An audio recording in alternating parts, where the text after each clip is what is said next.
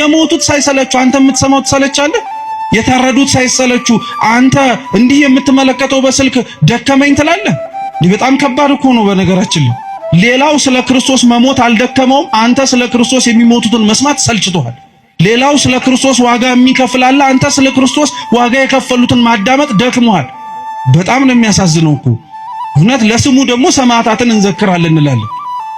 የሰማዕታትን ዜና ቤተክርስቲያን የምትዘክረው ስዕላቸውን ስላ ብቻ አይደለም፣ ገድላቸውን እያነበበች እንዴት እንደኖሩም ጭምር በማሰማት ስለ ክርስቶስ የሞቱትን ዜና መስማት የከበደው ሰው እንዴት ቆሞ የጊዮርጊስን ገድል ይሰማ?